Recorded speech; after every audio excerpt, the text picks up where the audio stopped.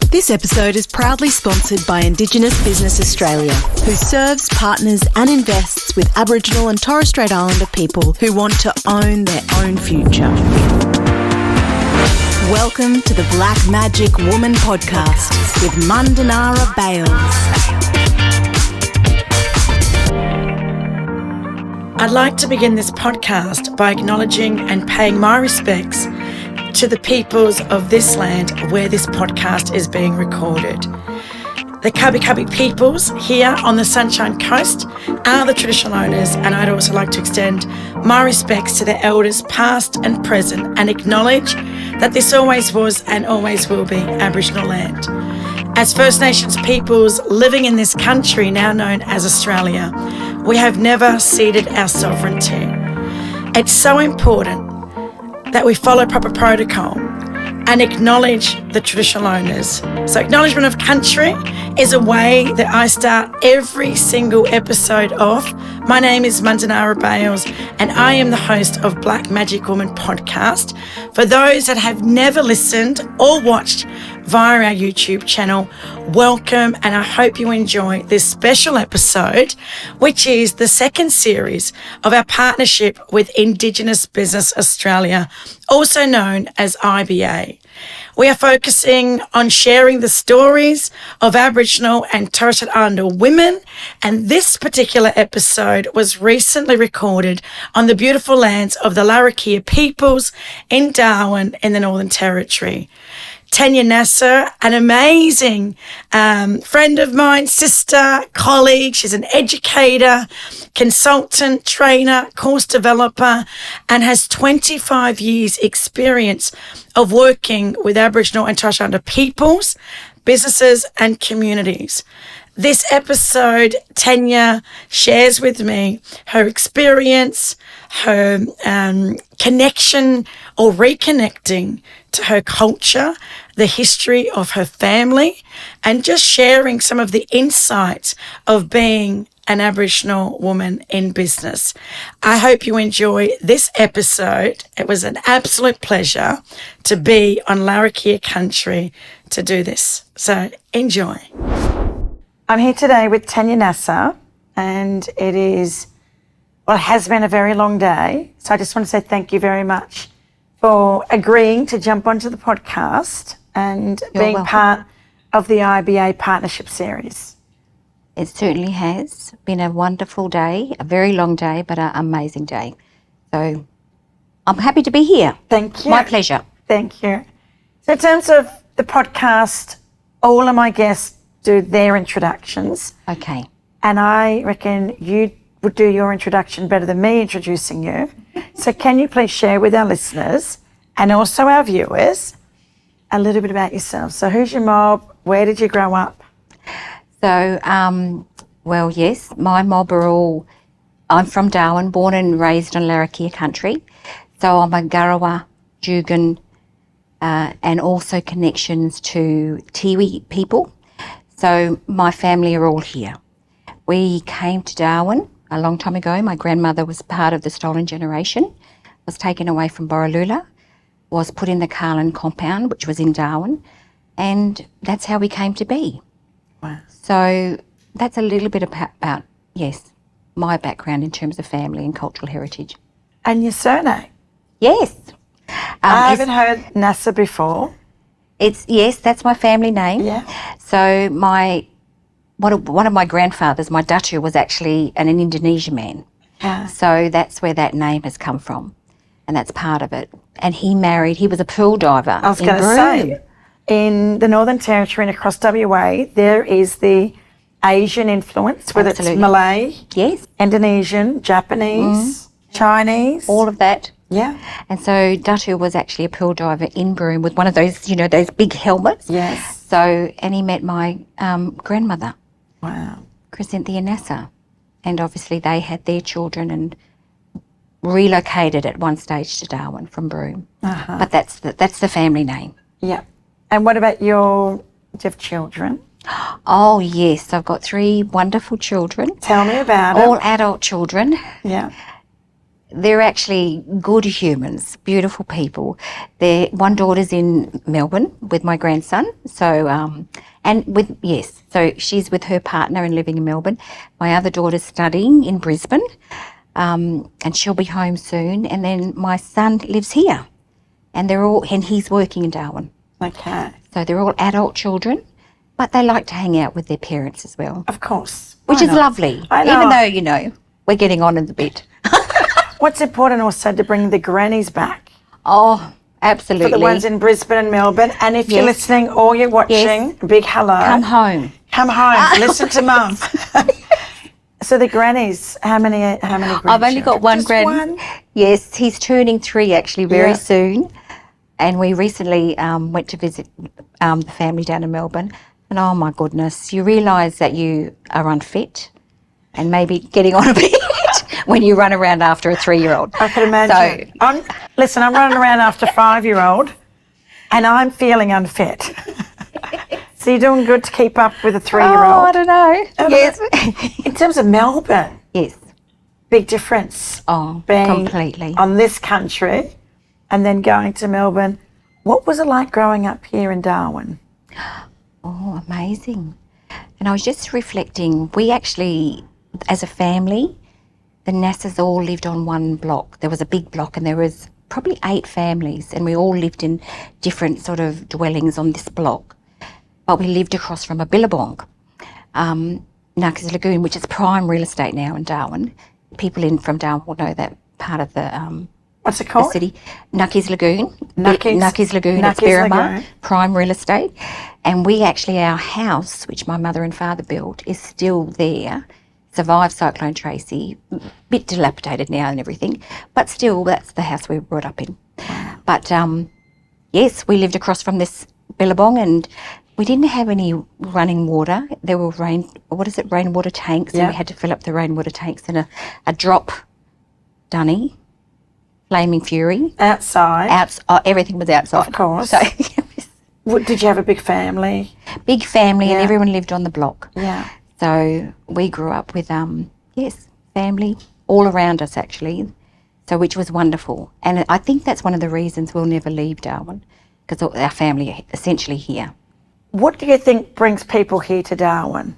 Because it's hot, it's humid. Steamy as we're in the builder. It's very different and it's not that easy to kind of climatise. I've only been here for 24 hours and I would love to have done the podcast out there. We are basically on the jetty. There's this beautiful view of the water and the ocean. Mm-hmm. But I think we'd be over there sweating. Oh, totally. We'd be drenched. We'd be soaked and it wouldn't be, rain. Yeah. It'd be perspiration. We'd be sweating. Totally. So is it the mix of people and cultures? I think Because it is very multicultural, Darwin, isn't it? Completely. Especially for listeners that have never been to this part of the world, Darwin is in the top end in the Northern Territory, right at the top of Australia, and a large population of Aboriginal people. Yes. But also a large population of Torres Strait Islander people as well. As well. But that population in the Northern Territory sits at about 30%.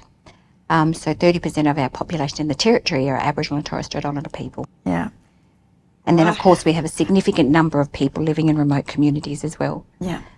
But I think Darwin is it's lifestyle, it's people, it's the diversity, and you really are in a place where people are very connected, and I think care about each other. There's a good sense of community. Yeah, but that's what I picked up today around the table. Yes. All of these women, either that have been here for a long time or they've only been here for the last 5 or 10 years, so that the sense of community and everybody, especially Indigenous women, are all connected here and they've all got each other's backs. And I think that's important as well. And it's also part of this partnership, Strong Women, Strong Business, women supporting women. And in your line of work, well, let's go back in terms of how did you even get into the work that you're doing now? Because I heard a bit of your story this morning. So I want to go back. And yes, how did I do it? How did I get there?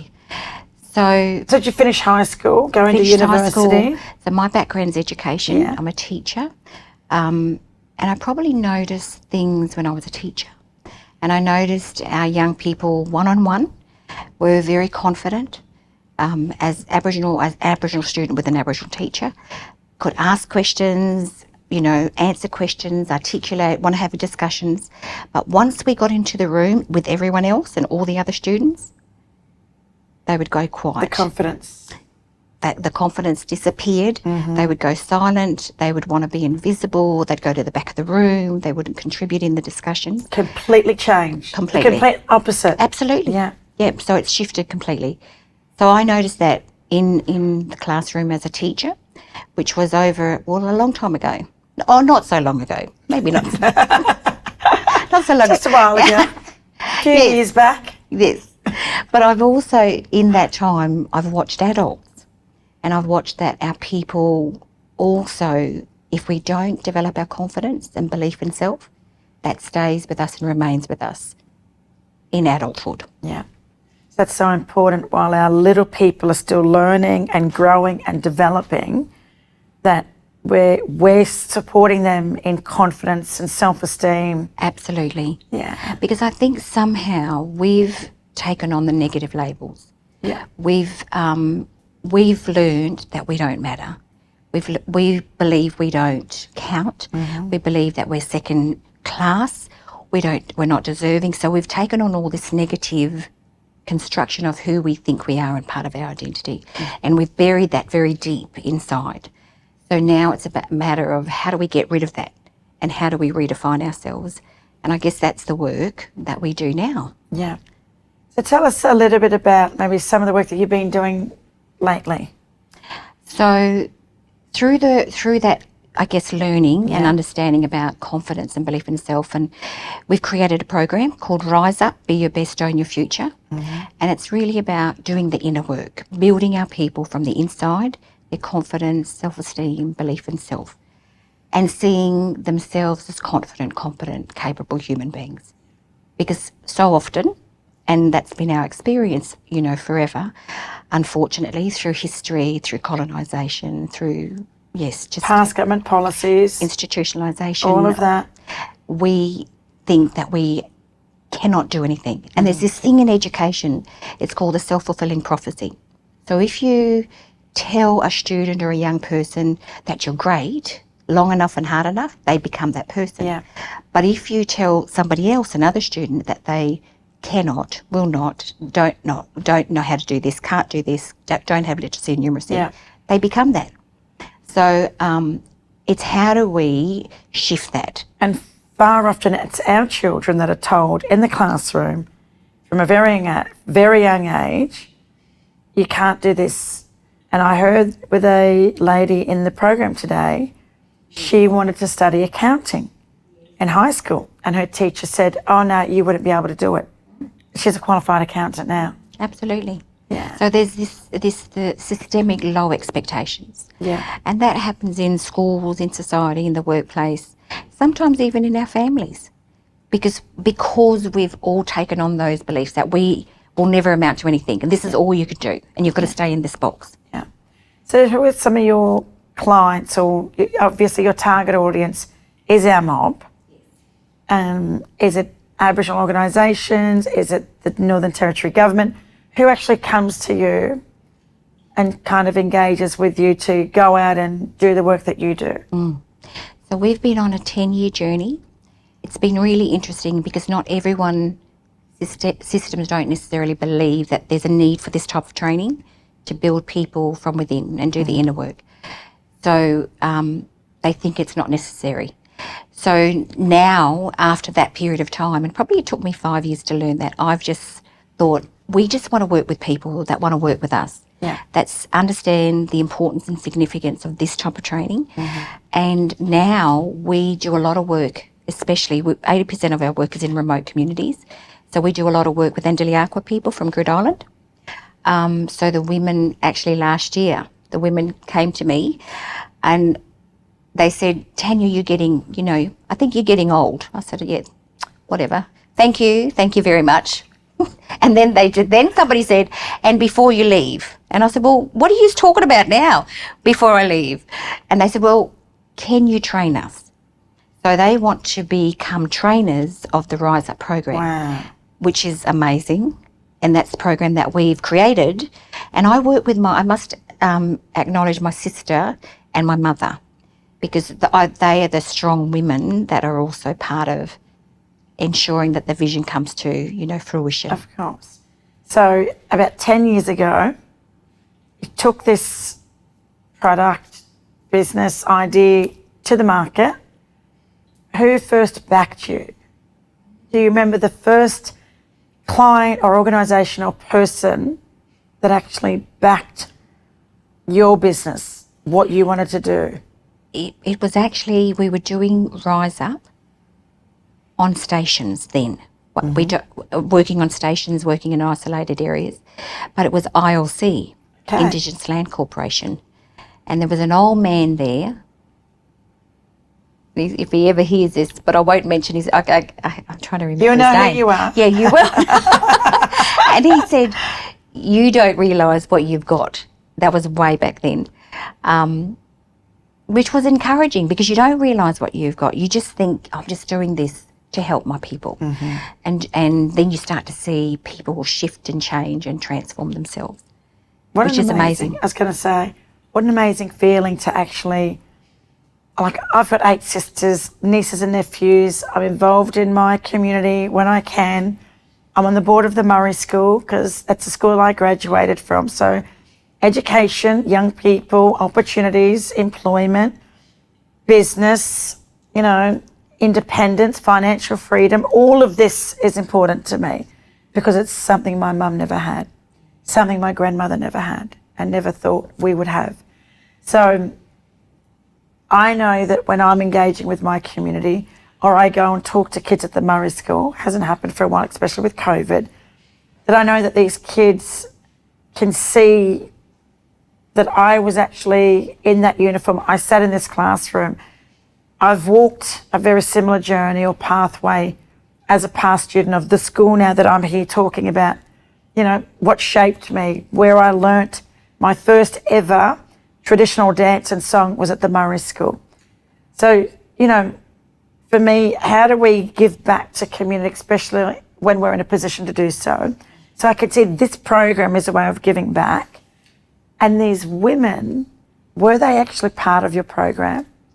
And now they want to be the trainers? Yes. Wow. That's why they want to be the trainers. Yeah, so they've been through it. Yes. And they've had their own. experienced it.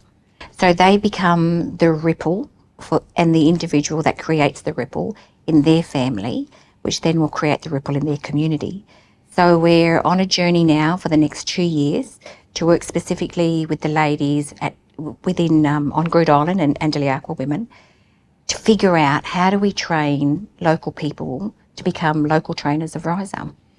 So business, right? Yes. There's all these skills that they can learn through this program, then being a trainer, and then they might say to you, you know what, I want to be my own boss. I want to start a business.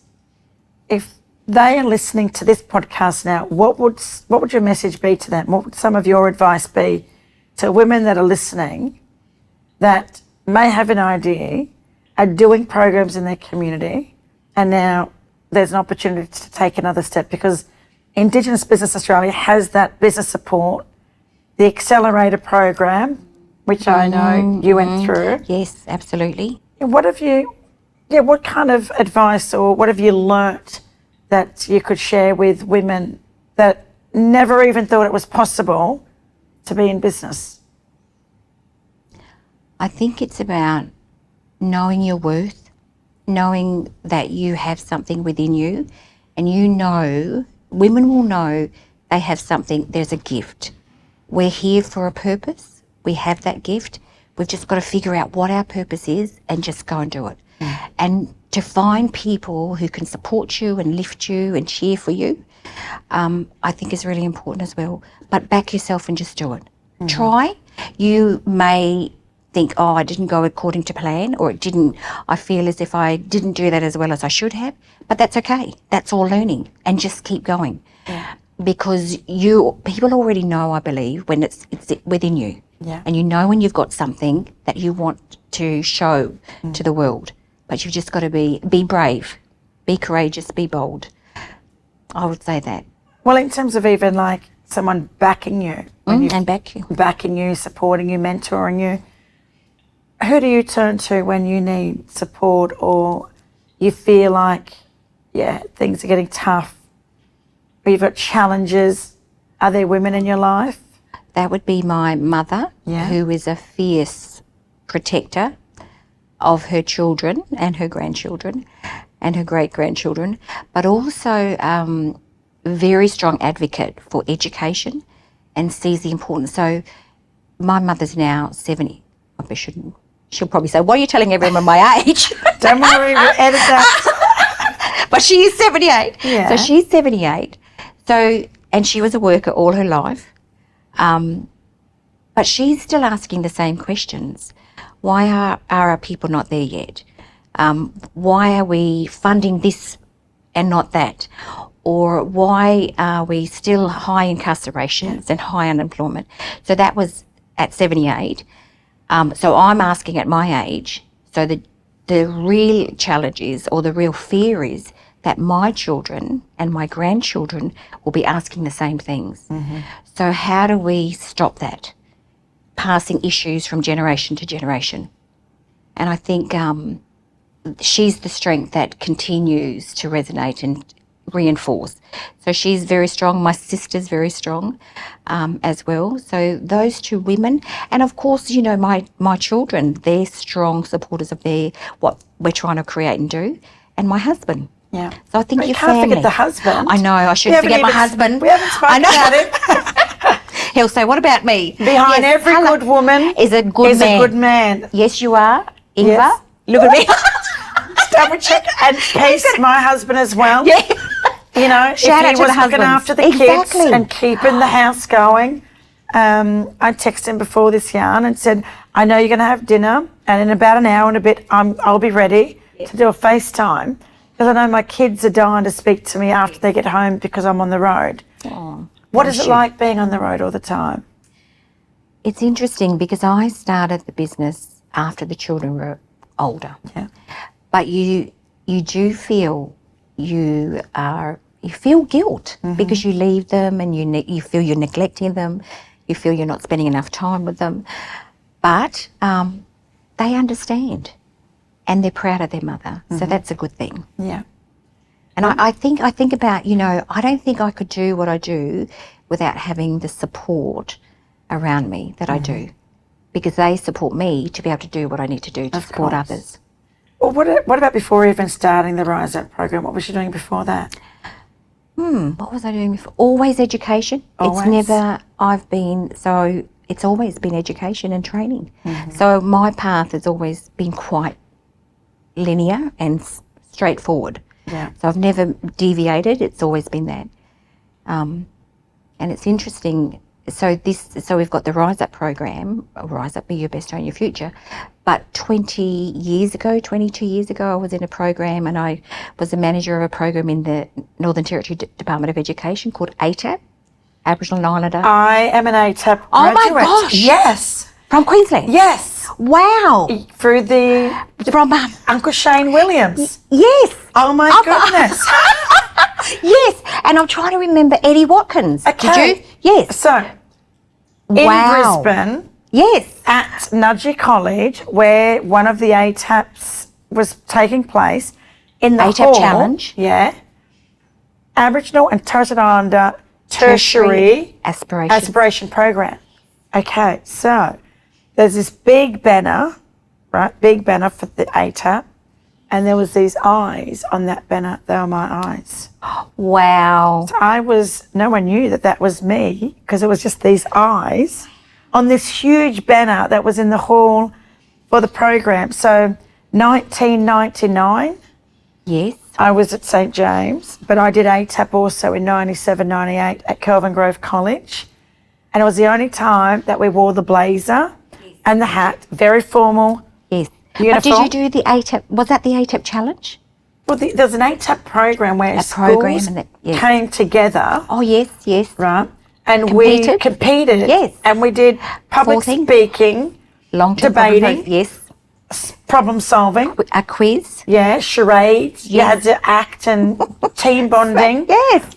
I remember this. Wow. So you were part of that? Yes. In the Northern Territory? In the Northern Territory. So Uncle Shane was Yes. federal government, yes, Commonwealth government. That's correct. Who actually, I think, either invented it and funded it. Yes. Now, Uncle Shane Williams he's now retired. I think you're retired, maybe semi-retired.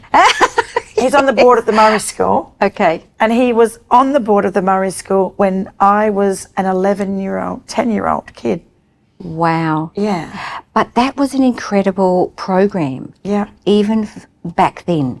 So I think that's a program because young people also, they're now 20 years, 25 years later. Yeah. So they're all in their late 30s and 40s. That's me. Oh, is that? 39. Yes, exactly. So, and they're doing amazing things. Yeah. So there's something in that program Definitely. back then. And those young people, your age, are doing amazing things. Yeah. One's our minister, actually, in the Northern Territory. Is it Selena Yubo. Yes. Yes, Minister She Yubo. donated. Yes. And I'm not sure about... Was it like a week, 5 days, a whole... Well, it was a school-based program. It was school-based, and yeah. the Aboriginal education workers, they were pivotal and critical to the program, and teachers that wanted to be part of the program. But it was just phenomenal. And so you did that foundation at the schools, and then every year we would have an annual challenge. Yes. Bringing everyone together. Every school came. Yes. And we all and competed. Yes. Okay. And that was like a tournament of the minds It was amazing. model. So it was really amazing. And parents would come up and say, we've never seen our child do this. Yeah. Get up on stage, present, talk, do public, whatever. And so you just saw that model and you think, and then you see the young people now, at your age, thinking, well, this is a product. And this is testament to that sort of program. Definitely. And it does not exist anymore. No. It does. Okay. It needs to be brought back. There you go. But you need to find, it's finding the right people with the right heart to do the right training. Yeah. And to connect young people. Yeah. And the young people in the Territory always come up and say, you need to be going back into the schools or trying to work out how do we do this again. But so I did that for a long while, ATAP, which was amazing. And these young people are doing amazing things and are change makers in our community today. So now Rise Up, Be Your Best, Own Your Future is an extension and probably more immersive and intensive than that. But also targeting older. Yes. It's not everyone. just looking at youth. Exactly. High school age. Yes. You know, the women in group. Yes, They're older absolutely. women, They're not all just- older women. yep. And it's because, you would have heard about shame and shame job? Yeah, of Have you heard? course. So, and I think everyone, all Aboriginals, all black people, we hear about that. Yeah. And when we hear those words, what happens? People feel, well, they stop. Yeah. They don't feel good. They feel embarrassed. They feel less. They feel small. And I think one of the biggest things as a collective cultural group we need to get rid of. Yeah. And I'm going to look Is at everybody. that shame. Yes. Do you know what I think that's To get rid based of- on? yes. Right? How I see and understand the word shame from our culture is that we're a group-based society. It's not an individualistic society. It's not about I, me. It's all about us and we. It's the group, it's the collective. It's non-competitive, right? It's non-ego-based. People already know who the big noters are, right? So big noters is kind of people that are egotistical, right? So people that I see in my community that feel shame, it's when they are the centre of attention. They don't want it because they've been brought up to be humble, to be modest, to be grounded, and not to put themselves outside of the group or not to big note. So there's this fine line or balance, juggling act of There's a tip. we're yes. walking in this white-fellow world, Western world. We're navigating the Western world. Yes. And for some, not all, growing up in the Aboriginal world, this is very different. Yes. So how do I we agree. put our best foot forward when you're taught to be, and you don't know this as you're growing up because we're living our culture. Exactly. No one's describing it to us. when you're taught to be modest and to be humble and to be grounded, then you step into the white fella world and it's all about, job interview. I did this, I did that. You do. I'm great, I'm excellent, you need me, I'm going to be a great asset. You've got to sell yourself, talk yourself up. That shame job, talking yourself up. So there's a kind of place for talking yourself up and big noting. Yes, and a time to do it. There's a time to do it. And I think we've got to understand what it does. So I guess for a lot of people, when we talk about shame and shame job, they'll say, well, at a community meeting, do you mob talk up? Does anybody ask questions? When the government comes to your community, do you raise those questions, or if you've got any concerns? But nobody's talking. No. In a classroom, they're not asking the question or saying, I don't understand, or can you please help me, or can you rephrase that? So, and because of this shame and shame job that's buried deep inside, we don't see, if we don't unlock it and we don't, address it and get rid of it, we keep it. And then we don't necessarily get to our full potential. Yeah. It does. It holds back our young people. Yes. Some of our young people are quite confident and they adapt really well and don't mind being, Yes. the one to answer all the questions. But majority, a lot of our kids take the back seat, rather be in the back. And I see it with my own kids.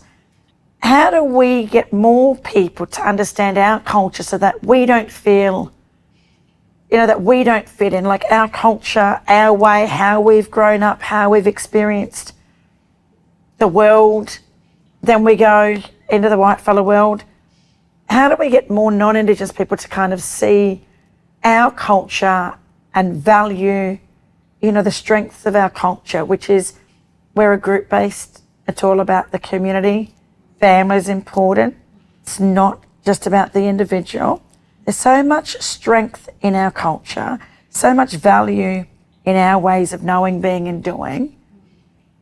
How do we get more non-Indigenous people? Because you're working with a lot of our mob, getting them to value and kind of, develop that self-worth. To be able to challenge the system. Yeah. Because the system will always be there and the system will always maintain itself. Yeah. So how do we strengthen ourselves to be able to challenge the that system? But at the same time, the system and others need to try. There's so much information out there. So there's podcasts, there's books, there's YouTube videos. Talk to your local people. Local people are a font of knowledge. They've got so much knowledge. They're the keepers of a lot of knowledge. But also I think as systems and as people that are doing programs, we often react to after the event, after the fact. I think we need to invest more in positive, proactive, preventative measures and strategies and programs rather than, before it's too late. I think if we invested upstream in the prevention model and the strength-based model, that would create a very different future. And I think we need to reimagine and redefine our future for our people. Wow. And what a lovely way to wrap up the yarn in terms of we need to reimagine and redefine Absolutely. what we want as Aboriginal and Torres Strait Islander peoples, as the first peoples of this country. We need to start redefining what we want. I love that. Yes. Well, thank you. You're coming welcome. on, Thank you. having a yarn and just sharing some of the amazing work that you're doing in our community. I've never been to Groote Island and I can't wait. I know who I'm going to contact. Yes. When I finally get up there, I'll be ringing you first. I would love to come meet some of the women in the program. After they've done their training. Yes. Yes. There you their go. experiences. Let's do it. Yeah. Great. This is where the magic happens, right? Like Magic Woman. We're going to work our magic. And they're magical with these people, women. I would love to Amazing. just come and experience. I've never been anywhere probably that remote. That would be an experience in itself for me. Coming from Redfern, born and raised in the city. I can't wait. There's amazing, and there's so many amazing local leaders in communities. And I haven't even mentioned all of them. Yeah. That are watch this doing space. amazing. Reach out, Have you got a website? I have. Okay. So people, if they're interested in your program, Yes. what's the best way to contact you? On the website, Yeah. Tanyah Nasir Consulting Service. So you can look at the website. Mind you, it needs to be updated. That's all right. However, She'll get your inquiry. exactly. Can we go to Facebook, social media? Yes. Oh, look at Auntie's keeping up with the times. I'm looking at you like, yes, and my daughter will help me with that. I'm being honest now. But that's good. Not all of us are up. No. You know, technology. Yes. It's fast, it's growing, and it's going to keep on going at such a fast pace. Oh, but So it's important, isn't it? It is important. I know. We need to stay connected. And, if it's even in our show notes, if we could put your website, people will be able to contact you when they see us posting. Absolutely. Too Yes. lovely. Thank you. You're Thank welcome. you, Mandinara. Enjoy the rest of the evening. I shall. Thank you. Thank you. As I always say after every guest that has been on the podcast, I feel so inspired listening to Tanyah's story, especially the Rise Up program, trying to build self-esteem or confidence, especially in our young people, is very close to Tanyah's heart and very close to my heart as well. To work in Aboriginal communities, especially remote communities, where Tanyah has had a long history of rolling out her programs, to see those women come back to her and say thank you for your inspiration or for your support, because now I've been able to achieve my goals. I absolutely highly recommend people, after listening, reach out to Tanyah. If you are an Aboriginal and Torres Strait Islander person, especially a young woman in the Northern Territory, because she is based in Darwin, reach out to Tanyah, jump onto her website. All of her contact details will be in our show notes. So until next time, I hope you've enjoyed this episode. Bye for now. If you'd like to know more about IBA and how they can help you to own your own home, start or grow a business, or invest in your future, visit iba.gov.au or free call 1800 107 107. Don't forget to follow Black Magic Woman podcast on all social media platforms. To keep up to date with the latest episodes and news, head to blackmagicwoman.com.au. You can rate and review the podcast on iTunes, and please feel free to share the podcast with your family and friends.